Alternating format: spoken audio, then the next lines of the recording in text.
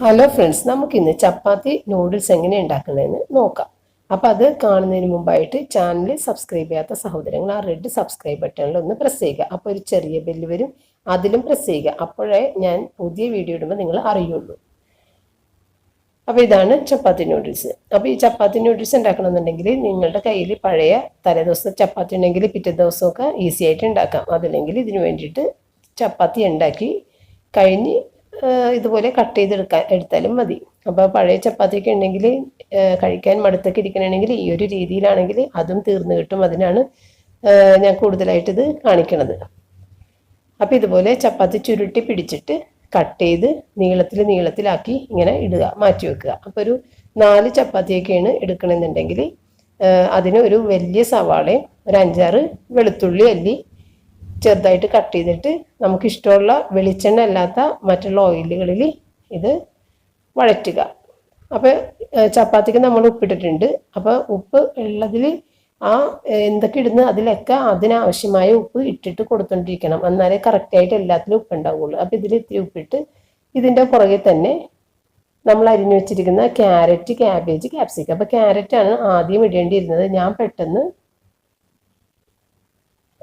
Cabbage ആയിപ്പോയി ആദ്യം ഇട്ടത്. കാരണം ക്യാബേജിന് വേവ് കുറവും ക്യാരറ്റിന് ഇത്തിരി വേവ് കൂടുതലാണ്. പിന്നെ ഇതൊന്നും പ്രശ്നമില്ല, എങ്ങനെ ഇട്ട് കഴിഞ്ഞിട്ടുണ്ടെങ്കിലും ഇത് പച്ചക്ക് തന്നെയാണ്. ഒരു ഹാഫിൽ താഴെ മാത്രം ഇത് വെന്താൽ മതി. അപ്പം തന്നെ നമ്മൾ ചപ്പാത്തി മിക്സ് ചെയ്യണം.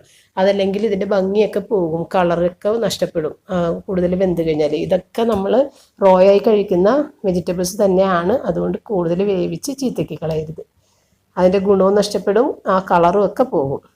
അപ്പോൾ ഇതിൻ്റെ മീതക്ക് നമ്മൾ കുറച്ച് ഉപ്പിട്ട് അതിനാവശ്യമായ ഉപ്പ്, അപ്പോൾ ചപ്പാത്തിക്ക് ഉപ്പുണ്ട്, പിന്നെ ഇതിനാവശ്യമായ ഉപ്പിട്ട് കുരുമുളക് പൊടിയും കൂടി ഇടണം. കുരുമുളക് പൊടി ഇത് ക്യാപ്സിക്കം ഒട്ടും തന്നെ വേകരുത് കേട്ടോ. അത് ഏറ്റവും അവസാനം ഇട്ടാൽ മതി. കാരണം അതിൻ്റെ ആ പച്ച അങ്ങനെ തന്നെ നിൽക്കണം, അല്ലെങ്കിൽ ഇതിൻ്റെ രുചിയൊക്കെ പോകും. അപ്പോൾ നമ്മൾ ഇതിനകത്ത് ഞാൻ ചാട്ട് മസാല ഇട്ടും ഇടാതെയും ഉണ്ടാക്കി. അപ്പോൾ ചാട്ട് മസാല ഇട്ടപ്പോഴാണ് കൂടുതൽ ടേസ്റ്റായിട്ട് തോന്നിയത്. അപ്പോൾ നിങ്ങളുടെ കയ്യിൽ ഇത് കുരുമുളക് പൊടിയാണ് ഇട്ടത്. അപ്പോൾ കുരുമുളക് പൊടി ഉപ്പ് ഇട്ട് ഉണ്ടാക്കാം. ചാട്ട് മസാല ഉണ്ടെങ്കിൽ അതുകൂടി ഒരു ടീസ്പൂൺ വേണമെങ്കിൽ ഇടാം. അപ്പോൾ കൂടുതൽ ടേസ്റ്റ് ഉണ്ടായിരുന്നു. അപ്പോൾ ഇതിനകത്ത് ഈ പച്ചക്കറികളും സവാളയും വെളുത്തുള്ളി മാത്രമാണ് ഉള്ളത്. പിന്നെ കുരുമുളകും ഉപ്പും, പിന്നെ ഒരു ടേബിൾ സ്പൂൺ ടൊമാറ്റോ സോസ് എടുക്കണമെങ്കിൽ ഒരു 1/2 ടേബിൾ സ്പൂൺ സോയാ സോസ് എടുത്താൽ മതിയാകും. കാരണം സോയാ സോസ് കുറവും ടൊമാറ്റോ സോസ് കൂടുതലുമാണ് എടുക്കേണ്ടത്. ഇതൊക്കെ കുറച്ച് അളവ് അങ്ങോട്ടും ഇങ്ങോട്ടൊക്കെ വ്യത്യാസം വന്നാലൊന്നും കുഴപ്പമില്ല കേട്ടോ. ഇതൊക്കെ നല്ല ടേസ്റ്റാണ്, വേറെ ഒരു ബുദ്ധിമുട്ടും അതുകൊണ്ട് ഇല്ല. സോയാ സോസ് കൂടുതലായിട്ടുണ്ടെങ്കിൽ കളർ ഇത്തിരി ചേഞ്ച് വരുമെന്നേ ഉള്ളൂ, പുളിയും കൂടും, പുളി ഉണ്ടാകും. അപ്പോൾ സോയാ സോസ് കൂടിപ്പോണ്ട, ടൊമാറ്റോ സോസ് കൂടിയാലൊന്നും കുഴപ്പമൊന്നുമില്ല. അപ്പോൾ ഇത് വെറുതെ ഒന്ന് കൂട്ടിയെടുത്തിട്ട് അതിനകത്തേക്ക് നമ്മൾ ചപ്പാത്തി കട്ട് ചെയ്ത് വെച്ചിരിക്കുന്നത് ചേർത്തിട്ട് അധികം കൊത്തി ഉടക്കാതെ അതിൻ്റെ ഇത് പൊട്ടിപ്പോകാതെ ലെങ്ത്തായിട്ട് തന്നെ കിടക്കുന്ന ആ രീതിയിൽ അത് ശരിക്കൊന്ന് മിക്സ് ചെയ്തെടുക്കുക. അത്രയേ ഉള്ളൂ പരിപാടി.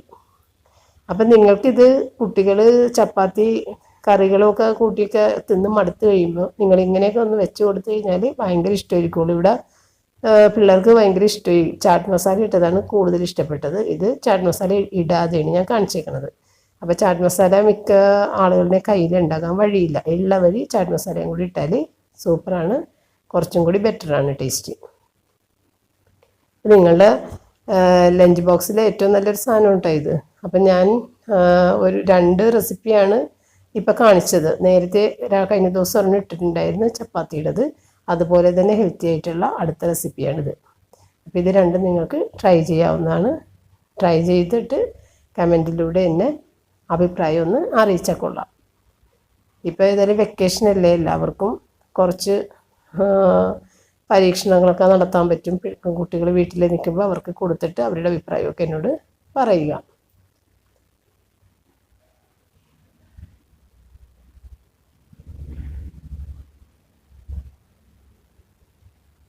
അപ്പോൾ ഇത്രയും നേരം ഇത് കണ്ടിരുന്ന എല്ലാവർക്കും നന്ദി. അപ്പം ഞാൻ ഇതിൻ്റെ ഇടയ്ക്ക് വേറൊരു കാര്യം കാണിച്ചു തരാം. ഞങ്ങളുടെ ഗ്രൗണ്ടിൽ ഇത് കണ്ട, ഇത് ഡ്രീം ക്യാച്ചർ എന്ന് പറഞ്ഞ് ന്യൂസ് പേപ്പറിലൊക്കെ നിങ്ങൾ വായിച്ചിട്ടുണ്ടാകാം. ഇതാണ് ഏറ്റവും വലിയ ലോകത്തെ ഏറ്റവും വലിയ ഡ്രീം ക്യാച്ചർ, സിനിമയ്ക്ക് വേണ്ടി ചെയ്തതാണ്. Thank you.